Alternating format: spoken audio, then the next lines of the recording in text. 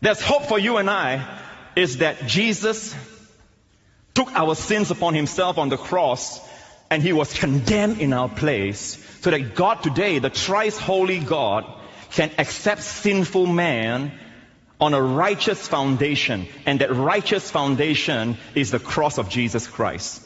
The Bible doesn't say God is merciful in making you righteous. God's mercy sent his son.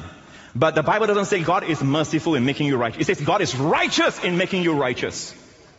The moment you believe in Jesus, God, let me say this reverently, God almost had like no choice but to pronounce you righteous. God designed it to be so. And you cannot lose that gift, people. I said you cannot lose that gift. By one man's disobedience, many were made sinners. You know, we sin because we are sinners. We are not sinners because we sin. I know that's deep for tonight, but try to follow me. We are sinners because of Adam's sin, according to this verse, right?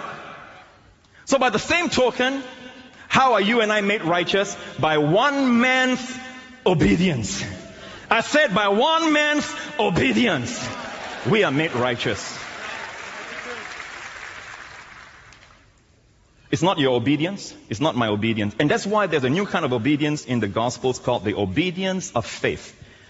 Obedience of faith. Obeying the truth. Obedience of faith is nothing more than right believing. Amen. One more time. Why are you righteous? Because of what you have done? Because of what you have performed? No. One man's obedience made you righteous. Alright?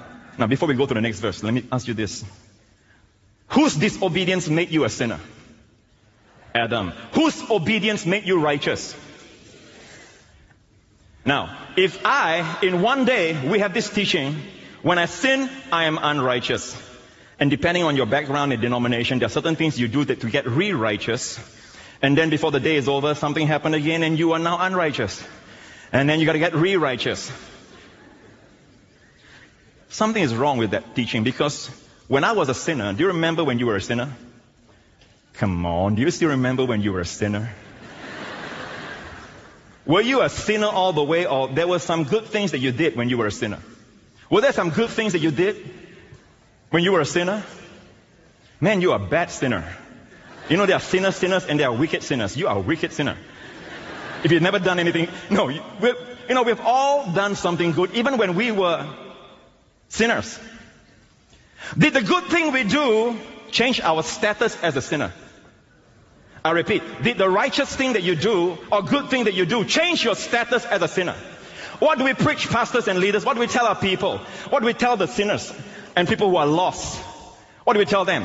Your actions, your performance, your good deeds cannot change the fact you're a sinner. You need Jesus. Am I right? How come? Wait, hang on. Don't take my time by clapping. Listen.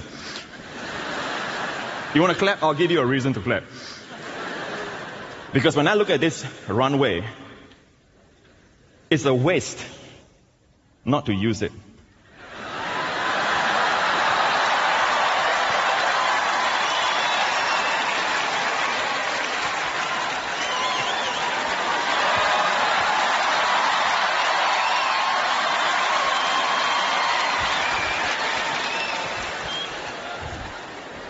Now I tell you, that's what you use it for, not for push-ups.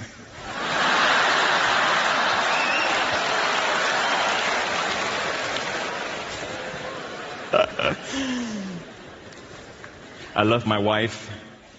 Been married to the same woman all these years, still in love with her. She's watching now live. Love you, Wendy. I know what some of you are thinking. Oh, he's probably married a few times and he's preaching grace. No. You're looking at a guy who is never. I know never say never, but I can say never by the grace of God. I have never slept bodily with any other woman but my wife. By the grace of our Lord Jesus Christ.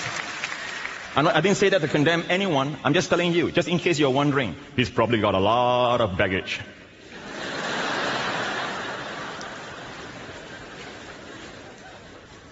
That's not the reason I'm preaching grace. It's for the grace of God I am what I am. Now,